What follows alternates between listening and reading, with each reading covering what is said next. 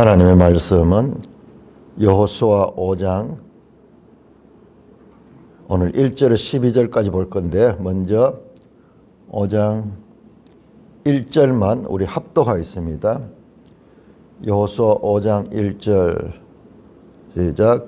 요단 서쪽의 아모리 사람의 모든 왕들과 해변의 가나안 사람의 모든 왕들이 여호와께서 요단 물을 이스라엘 자손들 앞에서 말리시고 우리를 건너게 하셨음을 듣고 마음이 녹았고 이스라엘 자손들 때문에 정신을 잃었더라. 하나님 아버지, 은혜를 감사합니다. 오늘 이 말씀을 통하여서 우리 하나님의 구원의 과정을 잘 알게 하시고 하나님이 누구신가, 하나님의 지혜와 하나님의 총명을 엿볼 수 있는 복된 시간 되게 하여 주옵소서. 예수님 이름으로 감사하며 기도드리옵나이다. 아멘. 자, 우선 5장 전체를 보시면은 5장 1절에서 12절 전체가 아니고 5장 1절에서 12절은 어떤 역할을 하느냐 그러면은 지금 1장에서 4장까지가 이제 가나안 땅에 이 정복하기 위한 준비 과정이었습니다. 지금 3장 4장을 통해 가지고 이제 가나안 땅에 들어가기 위해서 요단강을 건너왔죠. 요단강을 왔죠. 그 다음에 이 5장 13절부터 이후에 계속 여리고성을 정복하고 그 다음에 아이성을 정복하고 가나안 땅을 정복하는 정복전쟁의 이야기가 13절부터 5장 13절부터 나옵니다. 그런데 오늘 우리가 읽게 되는 5장 1절에서 12절은 가나안 정복을 위한 준비 과정의 마지막 단계로서 이제 요단까지 건너고 그 다음에 무엇을 하냐, 여기에서 이스라엘 백성들이 할례를 행하고 유월절을 지키는 사건입니다. 이게 가나안 정복 전쟁의 준비의 마지막 단계입니다. 요단을 건넜다고 끝이 아니고 요단을 건너서 길갈에서 이스라엘 백성이 할례를 행하고 그다음에 유월절을 지키고 그다음에 이제 5장 13절부터 여리고성을 이제 이 정복하는 내용들로 이어집니다. 그러니까 크게 보면은 여호수아서가 먼저 1장에서 5장 12절까지는 가나안 땅 정복을 위한 준비 과정, 그 다음에 5장 13절부터 이제 계속 이어지는 것은 가나안 땅을 정복하는 과정, 그 다음에 단계는 정복한 그 땅을 이스라엘 12지파에게 분배하는 과정.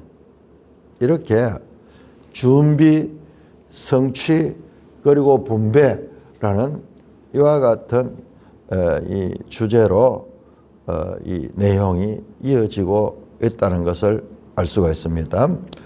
자, 오늘 5장 1절 말씀을 보시면은 요단 서쪽의 아모리 사람들, 요단 서쪽은 요단 동쪽이 모압, 암몬 그리고 이 에돔 있는 이 지역이죠. 요단 서쪽은 요단강을 건너가는 땅, 그러니까 이 가나안 본토가 되겠죠. 가나안 땅, 소위 가나안 땅이라고 오늘날 팔레스타인이라고 부르는 그 땅 전체, 이스라엘의 땅 전체를 가리킵니다.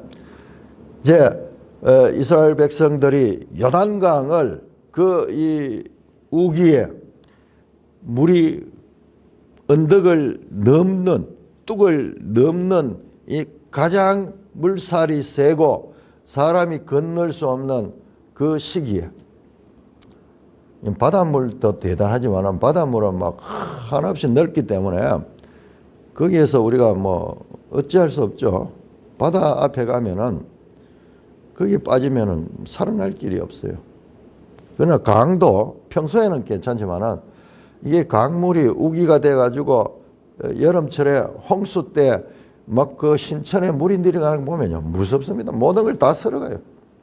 저 위에서부터 일단 돼지까지 소까지 쓸어가지고 내려가 버리는 그런 정말 성난 노도라고 표현하죠. 화가 나서 모든 것을 쓸어버리는 그런 같은 무자비한 이 파괴가 이 큰 강에 범람할 적에 일어나죠. 그 사건을 가나안 사람들이 다 들었습니다. 요단 서쪽에 아모리 사람의 모든 왕들, 그러니까 가나안을 대표하는 것이 아모리 사람, 아모리 사람의 모든 왕들과 또한 해변의 가나안 사람의 모든 왕들. 그러니까는 이 가나안 땅에 이 해변에 있는 사람을 가나안 사람이라 그러고, 그다음에 이 중부 지역에 있는 사람들 아모리 사람이라고 그렇게 보네요. 그러니까 아직까지 이 나라가 이렇게 형성되기 전에 부족들이 모여가지고 그렇게 여러 나라를 형성하고 있었던. 그래서 해변 가나안 사람들 그러면은 블레셋 사람들이 거기 살았죠. 블레셋 사람들. 그런데 블레셋 사람들이 아직 이때는 아마 이주하기 전일 거예요. 블레셋 사람들이 들어오기 전일 거예요. 자, 그래서 모든 왕들, 가나안 땅에, 소위 이 가나안 땅이라고 부르는 그곳에 모든 이 부족 국가의 왕들이 소문을 듣고 여호와께서 요단 물을 이스라엘 자손 앞에 말리시고 우리를 건너게 하셨음을 듣고 마음이 녹았고 이스라엘 자손 때문에 정신을 잃었더라. 이 표현 여러 번 나오죠. 이 표현 참 좀 부자연스러운 표현인데, 그런데 이제 이게 문자적으로 번역을 하니까 그러겠는데, 자가 소문을 듣고 마음이 녹았다, 두려움에 사로잡힌 거예요. 정신을 잃었다, 정신을 잃었다. 이 표현은 좀 그런데, 자가 불안 가운데 떨면서 제정신이 아닌 이 무서운 이 이스라엘 자손들이 자기들에게 쳐들어온다는 소문을 들으니까는 그 두려움에 사로잡히겠죠. 여러분 한번 생각해 보세요. 오늘날 우리는 이런 것을 경험을 못 해가지고 이해를 못 하는 거예요. 전쟁이 일어나고 강한 군대가 우리를 쳐들어오려고 지금 준비하고 있다 이런 소문을 들으면 그 성 안의 사람들이 얼마나 불안하겠어요. 그와 같은 상황이 나오고 있습니다. 마치 출애굽기 15장에 홍해를 건넜을 적에 출애굽기 15장에 모세의 노래에 의하면 그 가나안 사람들이 다 두려움에 떨었다는 거예요. 그래서 우리가 앞에서 봤잖아요. 2장에서 라합이 이스라엘 백성들이 그들이 섬기는 여호와 하나님께서 이스라엘 백성들을 홍해를 건너게 하셨다는 그 소문을 듣고 마음이 녹았고 그 때문에 정신을 잃었다 하는 표현이 라합 기사에 나옵니다. 그런데 오늘 본문은 과거의 홍해 도하가 아니라 현재 이스라엘 백성들이 요단 범람하는 요단을 여호와께서 말리시고 거기를 건너게 했다는 그 소식을 듣고 이제 이중으로 두려움에 사로잡혔죠. 과거 홍해를 건너게 하신 그 하나님이 이제는 요단을 건너게 하셨다 하는 소문을 듣고 두려움 가운데 떨고 있습니다.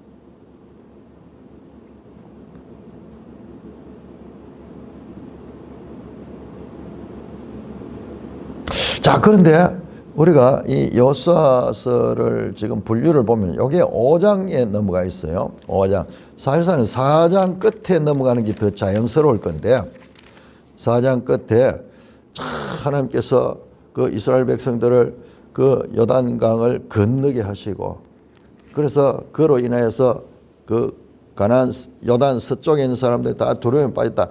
그렇게 배치하면은 더 자연스럽고, 그 다음에 2절부터 나오는 그때에 그러면서 이제 할례를 시행하는 나오거든요. 여기에 따로 시작하면 좋을 것 같은데, 이게 5장 1절로 자리 잡았어요. 자, 그러면은 이것도 아주 이거는 제대로 이렇게 이 단락을 지은 것 같아요. 왜냐 그러면은, 자, 우리 한번 내용을 한번 보겠습니다. 자, 5장 2절에서 9절까지 교독합니다. 자, 이제 이스라엘 백성들이 가나안 땅을 건너고 난 다음에 소문이 퍼져가지고 이 요단강을 건너고 가나안 사람들이 다 두려움에 떨는 그때 이스라엘 백성들이 그때에 무엇을 하는가? 할례를 시행합니다.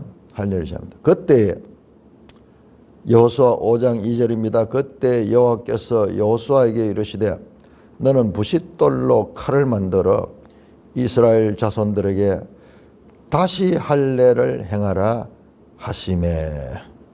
여호수아가 부싯돌로 칼을 만들어 할례산에서 이스라엘 자손들에게 할례를 행하니라.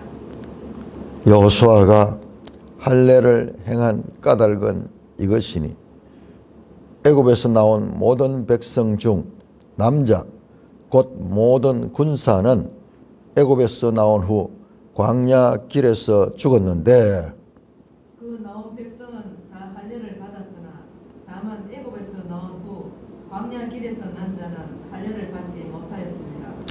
이스라엘 자손들이 여호와의 음성을 청종하지 아니하므로 여호와께서 그들에게 대하여 맹세하사 그들의 조상들에게 맹세하여 우리에게 주리라고 하신 땅 곧 젖과 꿀이 흐르는 땅을 그들이 보지 못하게 하리라 하시매.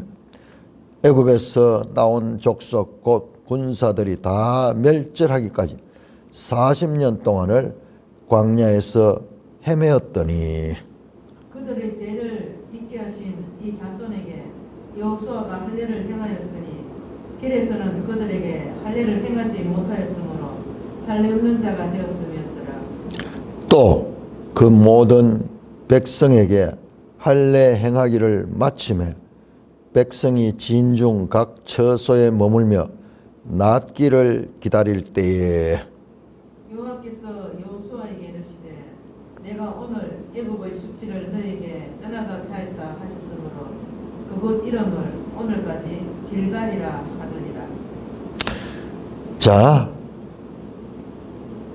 요단을 건너서 거기에서 부싯돌로 칼을 만들어 이스라엘 자손에게 다시 할례를 해라. 돌칼을 만들어 가지고, 이거는 뭐 특별한 돌칼이어야 된다는 의미라기보다는 그 당시에 이제 칼이 귀하니까는 날카롭게 돌을 사용해 가지고 칼을 만들어 가지고 이스라엘 자손들에게 할례를 행하라. 지금 이 자손들은 어린아이가 아니고 성인들인데 그 성인들에게 할례를 행하는 거죠. 자, 우리는 이 할례가 얼마나 아픈 것인가, 그리고 그날 잠시 아프고 끝나는 것이 며칠 동안 움직이지 못한다고 그랬죠. 퉁퉁 부어 올라가지고 걷지를 못할. 근데 지금 요단강을 정복하러 가는데 이 할례를 먼저 행하는 거예요. 그럼 뭐예요? 이 적들이 공격해 들어오면은 자기들은 뭐 그대로 죽는 거예요. 그 내용이 나오잖아요. 창세기 34장에 시몬과 레이가 세겜 족속들에게 할례를 시켜놔놓고는 그대로 쳐들어가지고 움직이지 못하는 그들을 다 죽여버리잖아요. 이거는 참으로 정복 전쟁을 앞두고 있는 이스라엘 백성으로서는 이게 해서는 안 될 최고의 금지 사항이에요. 그런데 하나님이 그걸 시키는 거예요. 그걸 시키는 거예요. 와, 하나님이 그런 일을 시키는 거예요. 지금 바로 적진 가까이 지금 바로 여리고가 보이는 여기 나왔는데 그걸 시키는 거예요. 근데 5장 1절이 그 이유를 이렇게 할례를 해도 괜찮다는 이유를 알려주는 거예요. 왜냐? 지금 가나안의 왕들은 이스라엘 백성의 두려움에 사로잡혀 있는 거예요. 두려움에서. 공격할 수 있는 엄두를 전혀 못 내고 있는 거예요. 그렇기 때문에 하나님께서 그들을 묶어두는 두려움으로 묶어두고 지금 할례를 행했는 거예요. 하나님이 일하실 때는 하나님이 책임을 지시는 거예요. 그리고 인간적으로 보면은 이 두 개를 그냥 분리해서 봐버리면은 이걸 4장 끝에 둬버리고 5장 1절 할례하는 이야기로 나오면은 우리가 이런 연결시키기가 어려울 텐데, 아, 그랬구나. 하나님이 그들을 두려움으로 꽁꽁 묶어가지고 이스라엘 백성을 공격하지 못하도록 그렇게 만들었구나. 그리고는 하나님께서 할례를 행하는 거예요. 그런데 우리가 인간적으로 생각하면은 여기 순종할 수가 있겠습니까? 이제 적진이 눈앞에 보이는데 할례를 행하라고 여호수아가 순종하잖아요.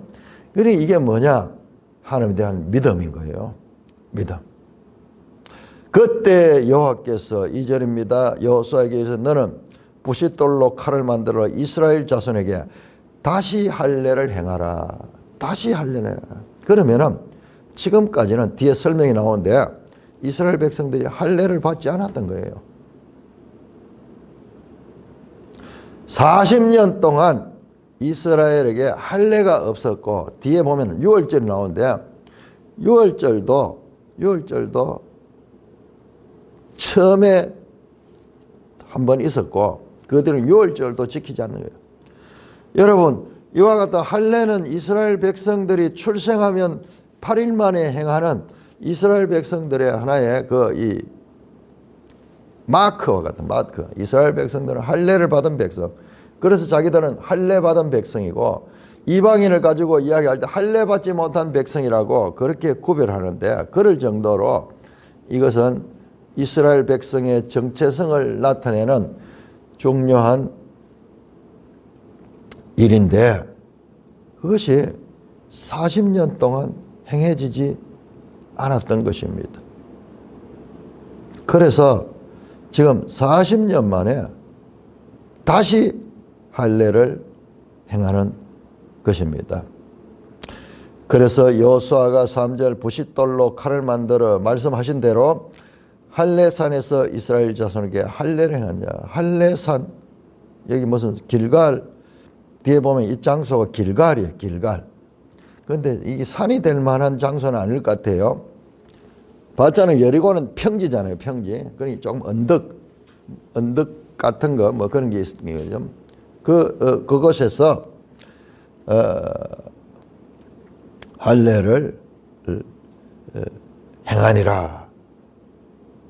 보통 일이 아니겠죠. 그 수많은 수십만 명 되는 그 남자들이 할례를 행하는 거예요. 아마 아기들도 다 행했을 거예요. 그래서 이스라엘 백성들이 전체적으로 남자들이 다 할례를 받습니다. 그러니까 이스라엘 진중에 사람들이 전부 다 이 할례 후유증으로 인해서 힘들어하겠죠. 4절입니다. 여호수아가 할례를 시행한 까닭은 이것이니 설명을 합니다. 하나님께서 여호수아에게 왜 지금 이 자리에서 할례를 행하라 했는가?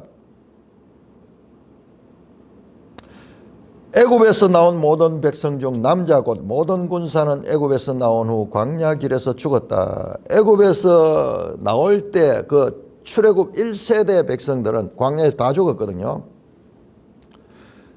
그들은 나올 때 이미 할례를 받고 나왔어. 그러니까 아마 이 모세의 법을 따라가지고 모세의 법이 있기 전이잖아요. 시내산 언약이 있기 전이잖아요. 그런데도 이스라엘 백성들이 아브라함이 행했던 그 아브라함 언약을 따라가지고 난지 8일 만에 다 남자애들을 할례를 행했던 것 같아요. 그래서 그 사람들은 다 할례를 받은 사람들이에요. 그런데 애굽에서 출애굽한 이후에 광야에서 태어났던 사람들에게는 할례를 행하지 않았다는 것입니다. 왜? 설명이 나옵니다. 6절에 이스라엘 자손들이 여호와의 음성을 청종하지 아니하므로 여호와께서 그들에게 대하여 맹세하사 그들의 조상들에게 맹세하여 우리에게 주려 하신 땅, 곧 젖과 꿀이 흐르는 그 땅을 보지 못하게 하시리라 하시며, 하나님께서 이 불순종하는 세대를 향하여 하나님의 약속을 그들에게 감추겠다고 말씀합니다. 그들이 그 땅에 들어가게 하지 않겠다고 말씀합니다. 그래서 애굽에서 나온 족속 곧 군사들, 그러니까 애굽에서 나온 남자, 성인 남자들이 이게 하나의 그 군사들이죠. 다 멸절하기까지 40년 동안 광야에서 헤맸다. 그러니까 이 시간 동안 출애굽 1세대들은 할례를 받은 자들이죠. 그들은 40년 동안 광야를 헤매다 다 죽고, 그들의 2세대, 그들의 자녀들은 할례를 행하지 않았던 거예요. 그래서 할례를 받은 세대들이 오히려 다 죽었습니다. 7절 그들의 대를 잇게 하신 이 자손에게 여호수아가 할례를 행하였으니 길에서는 그들에게 할례를 행하지 못하였으므로 할례 없는 자가 되라. 그러니까 지금 남아있는 사람들은, 이스라엘 백성들은 거기 길에서 이 할례를 행하지 못했다, 그런 표현이 나오는데, 길에서는 그들에게 할례를 행하지 못했다 그 말인데, 그 길은 광야길이죠. 이 방황하는 동안 이 할례를 행하지 못했던 거예요. 그래서 지금 현재 남아있던 할례 받은 1세대는 다 죽어버리고, 그 다음에 지금 남아있는 2세대들은 할례를 받지 못했던 것입니다. 그래서 그들이 할례 없는 자가 되었다. 비로소 할례를 행하는 것입니다. 자, 할례는, 할례 그 자체가 무슨 효력이 있는 게 아니에요. 왜냐 그러면은 할례 받은 1세대는 다 죽었어. 할례가 전혀 의미가 없어. 순종하느냐 순종하지 않느냐, 하나님 말씀에 불순종할 때는 할례도 의미가 없어.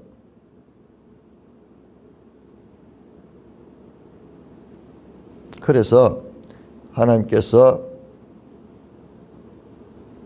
그들을 다 멸했습니다. 그런데 이제 다시 왜 또 할례를 행하는가? 출애굽 2세대, 즉 광야에서 태어난 세대들에게, 이들 가운데 나이가 많은 사람은 뭐 광야에 처음 나와서 출생했으면 40살이 됐겠네요.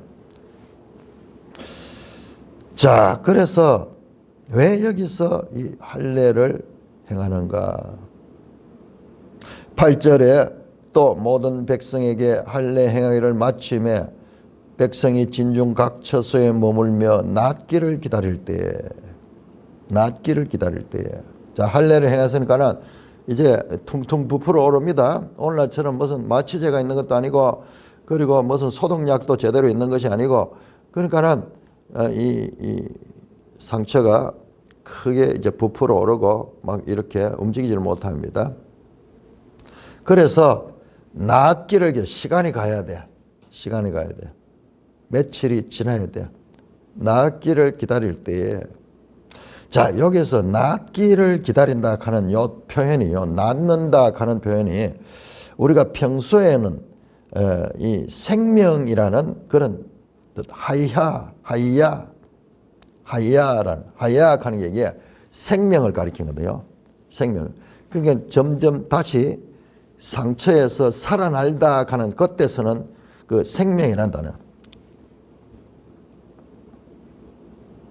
그래서 이 할례를 받고 낫기를 기다릴 때 이 생명으로 회복되는 거예요. 그래서 옛사람이 죽고 새 사람이 되는 그런 의미로도 우리가 해석할 수 있는 여지가 있습니다.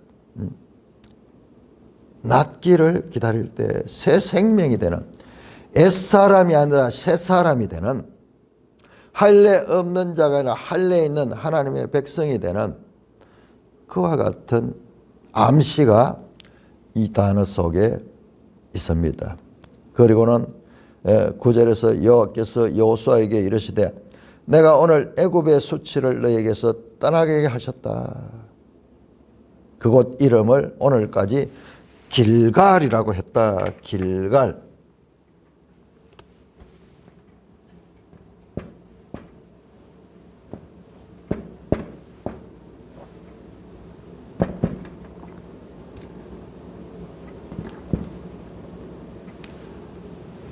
길갈. 이 자음은 똑같아요. 길갈.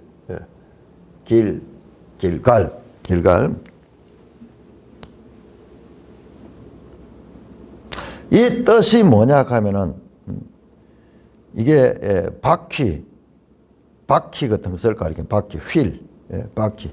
어떻게 바퀴가 어떻게 굴러가잖아요. 그래서 이 왜 길갈을 했냐? 내가 오늘 하나님께서 이들에게 할례를 행하고 애굽의 수치를 너에게서 떠나게 했다. 애굽의 수치가 무엇일까?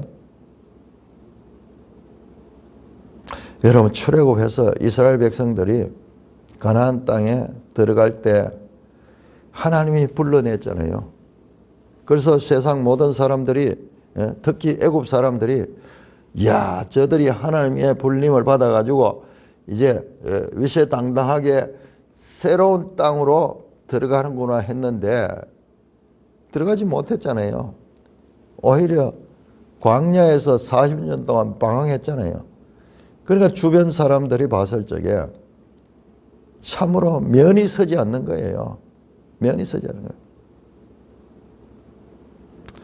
우리 룻기에 보면은 이 나오미와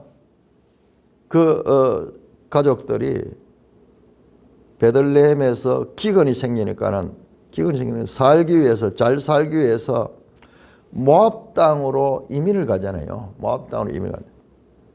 그럼 사람들이 소문이 나겠죠. 그래서 모압 땅에 가서 잘 살게 됐으면은, 야, 그 사람들 참 지혜롭다. 정말 제대로 판단을 잘했다. 이런 이야기를 할 텐데, 그 모압 땅에 가서 남편도 죽고 아들도 죽고 쫄딱 망해버렸어. 다시 베들레헴으로 돌아오는데 수치스럽기 짝이 없죠. 수치스러워요. 모든 사람들이 다 한마디씩 하는 거예요. 그렇듯이 그 위대한 출애굽을 했는데 결과적으로는 아무것도 없는 게 수치스러운 거예요. 온 세상에 수치를 당합니다. 그런데 비로소 애굽의 수치를 너에게서 떠나가게 하겠다. 그 바퀴를 굴러내듯이 쫙 굴러버리겠다 하는 거예요. 그래서 그들이 할례를 받은 그 땅을 길갈이라고 해요. 길갈. 수치가 떠나갔다. 수치가 굴러갔다. 그런 의미로 길갈이라고 했습니다. 그러니까는 지금 이 내용을 보면은 이제 이 할례가 새로운 생명이다. 이제 새 사람이다.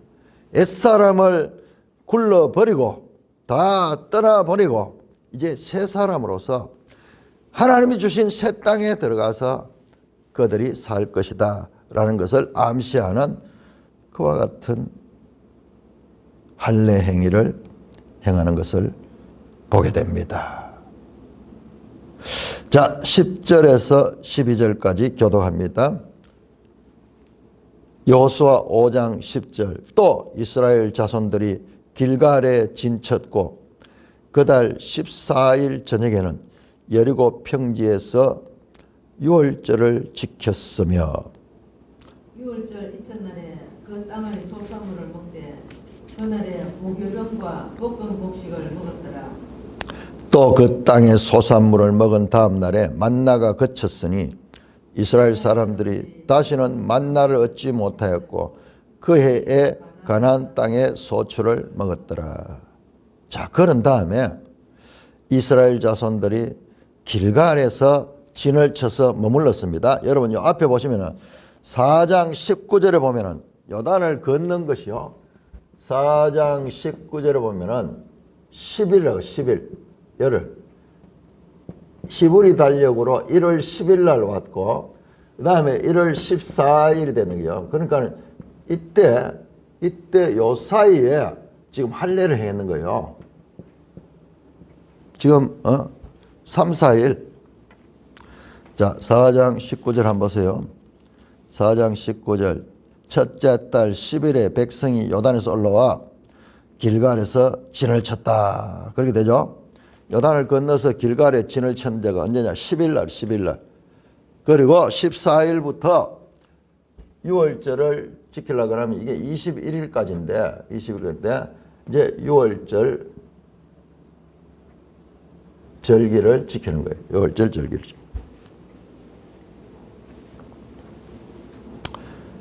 그리고 6월절 이튿날 15일이 되겠네요. 6월절이 14일이고 15일부터 21일까지는 사실상 무교절을 가죠. 무교절. 요 두 개는 절기가 같이 붙어 있습니다. 6월절은 사실상 14일이고 15일부터는 이제 같은 이제 의미를 가진 절기인데 특별히 15일부터는 누룩 없는 떡을 먹는 기간이죠. 그래서 무교절이라고 합니다. 그래서 보세요. 그래서 그 이튿날 6월절 이튿날 15일에 그 땅의 소산물 그날에는 무교병과 볶은 곡식을 먹었다. 누룩 없는 떡을 먹었다는 거예요. 그러니까 지금 모세의 법대로 지금 절기를 지키는 거예요. 그 땅의 소산물을 먹은 다음 날에 자, 이 볶은 곡식과 무교봉은 가나안 땅에서 구한 거예요. 그래서 그 땅에 이 소산물을 먹은 다음 날에 그러면은 이게 16일이 되겠죠. 15일에 먹기 시작했으니까는 16일부터는 만나가 그쳤으니 이스라엘 사람들이 다시는 만나를 얻지 못하고 그 해는 가나안 땅의 소출을 먹었다. 이때까지 여러분 성경을 보면요. 출애굽기 16장에서부터 광야에서 처음 만나를 줬거든요. 출애굽기 16장부터 40년 동안 이스라엘 백성들이 만나를 먹고 사는 거예요. 만나를. 그러다가 이제 가나안 땅에 들어가니까는 비로소 만나가 그치고 그 땅의 소산물을 먹게 되었다는 말씀입니다. 참 신기하죠. 농사가 불가능한 광야에서는 하나님께서 만나로 그들을 살리셨고 이제 가나안 땅에 들어오니까는 이제는 가나안 땅의 소산으로 그들을 먹이시는 것을 보게 됩니다. 하늘에서 오는 양식을 주시다가 이제 땅에서 그 양식을 취할 수 있도록 그렇게 하지만은 여전히 그들에게 먹을 것을 공급하시는 분은 하나님이십니다. 그러니까 우리는 하늘에서 내린 만나만이 하나님의 은혜가 아니라 땅에서 얻은 소출도 하나님의 은혜고 하나님의 이 공급하심이라는 것을 알아야 됩니다. 이 땅에서 관계 가운데서 정상적인 질서 가운데 살아가면서 이 얻어지는 이와 같은 것들도 다 하나님의 은혜예요. 그냥 하늘에서 뚝뚝 떨어진 것만 은혜가 아니고 참 신기한 거는 하나님께서 우리에게 이와 같은 연단을 시킬 적이에요. 저도 개인적으로 너무나 선명하게 경험했는데 연단을 시키고 광야 같은 삶을 지낼 때는 계속 만나를 주셔요. 만나를.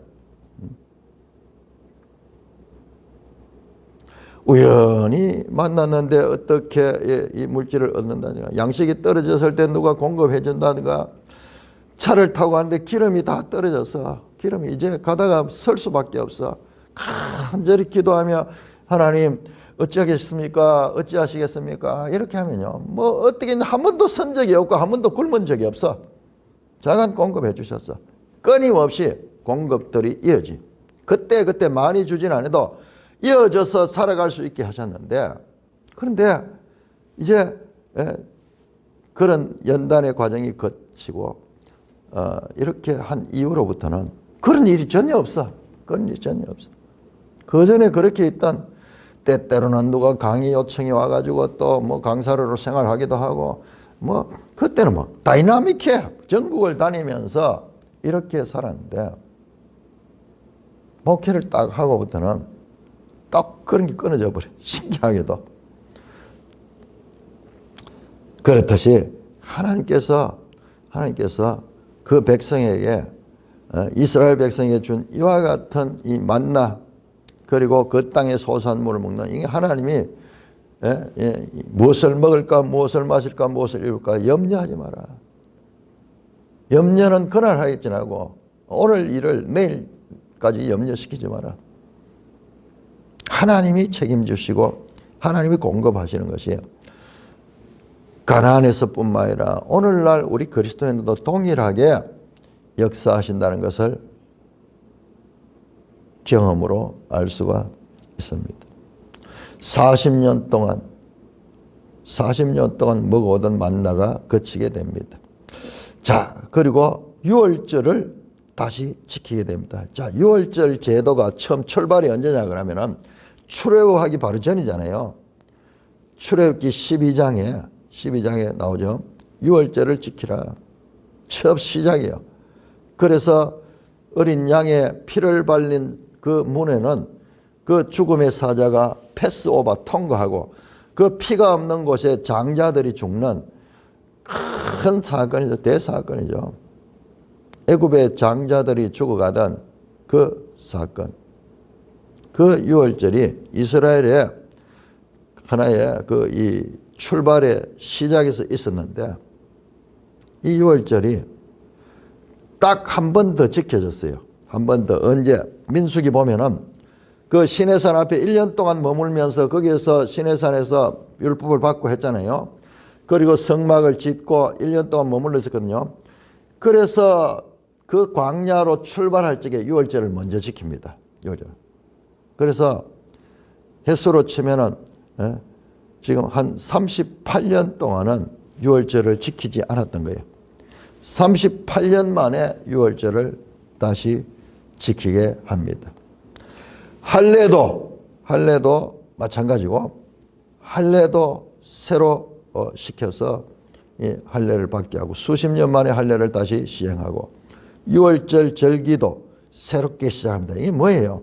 이런 할례나 절기나 전부 다 이제 새로운 출발을 한다. 새 생명이다. 거듭났다. 뭐 이런 것들을 신약적으로 보면 암시하는 것으로 볼 수가 있습니다.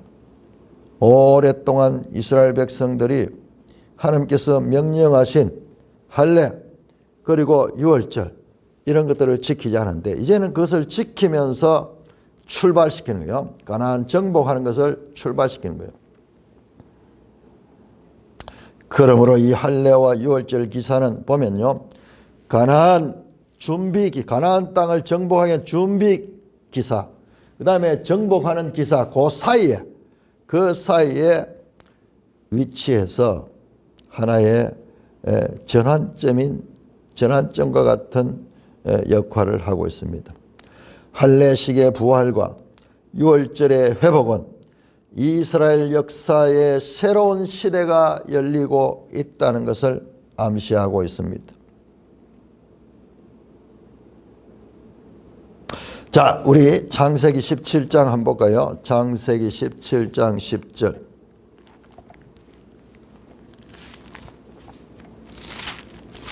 할례를 처음 행할 때 17장. 자, 할례는 하나님과의 언약 관계를 나타내는 거예요. 17장 2절 보세요. 내가 내 언약을 나와 너 사이에 두어 너로 크게 번성하게 하라. 4절 보라 내 언약이 너와 함께 있으니. 7절 보세요. 내가 내 언약을 나와 및 네 후대 사이에 세워 영원한 언약을 맺겠다. 계속 언약이 합니다. 9절도 내 언약을 지키고, 10절을 너희 중 남자는 다 할례를 받으라. 이것이 나와 너희 후손 사이 후손이 지킬 내 언약이니 이 표피를 베어라. 이 남자의 이 성기의 표피를 베는 이것이 바로 언약의 표징이다. 사인이다. 언약의 백성이라는 것을 나타내는 표다. 14절에 할례를 받지 않은 남자 그 표피를 베지 않은 백성 중에 끊이 그가 내 언약을 배반했다. 그러니까 이 할례는 언약, 하나님과의 언약 관계를 나타내는 그와 같은 것입니다. 그리고요, 이걸 한번 생각해 보세요. 이 성기에 이 표시를 하잖아요. 그러므로 이것은 이스라엘 백성의 자자손손에 이어지는 그런 의미를 가지고 있는 거예요. 그래서 이스라엘 백성들은 지금까지도 이 할례를 해왔는데 이 40년 동안은 그 할례가 끊어졌던 것입니다. 자, 그러므로 이 할례는 언약과 중요한 관계를 가진다는 것을 알 수 있습니다. 자, 6월절 한번 볼까요? 자, 6월절 출애굽기 12장.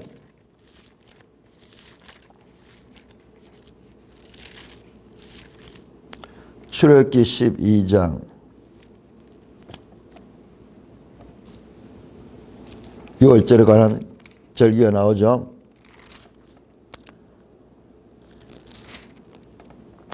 출애굽기 12장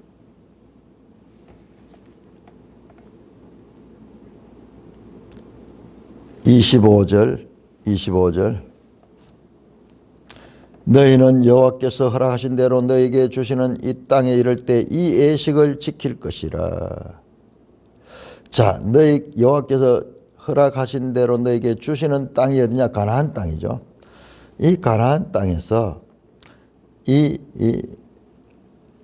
유월절을 지켜라. 지금 이 말씀을 지금 순종하고 있잖아요. 그래서 하나님의 약속에 대한 그와 같은 순종이 지금 이 할례와 그리고 이 유월절을 지키는 것에 의미를 가지고 있는 것입니다. 유월절은 애굽에서 구원하신 하나님을 기억하고 애굽과 다르게 살아야 자기 정체성을 확인하는 중입니다. 우리가 이런 정체성을 하나님이 우리를 여기까지 인도하셨다. 하나님을 기억하는 절기가 유월절입니다. 이스라엘 백성은 가나안 땅에서도 유월절을 지키면서 우상을 섬기는 가나안 사람들과 다르게 살아야 함을 기억해야 했습니다. 그래서 가나안 땅을 정복하기 전에 이 결정적인 때에 인간적으로 위험하기 짝이 없는 할례를 행함과 그 다음에 거기서 유월절을 지켰습니다. 그러니까는 특별히 이 할례를 행하면 3, 4일 동안이 가장 고통스럽거든요. 그런데 이제 여기에서 유월절을 지키면서 회복이 되고 이스라엘 백성들이 이제 그곳에 이제 땅의 소출을 먹고 지금까지 먹던 만나 시대가 아니라 이제 가나안 땅의 소출을 먹으면서 모든 것들이 이제 새로운 출발, 새 생명, 이제 하나님의 언약에 참여하는 새 백성, 새로운 시대, 하나님과 새로운 언약 관계로 접어드는 이스라엘을 우리에게 보여주고 있습니다. 이제 13절부터 이 가나안 땅을 정복하는 이야기로 넘어가게 될 것입니다. 찬송가 286장입니다.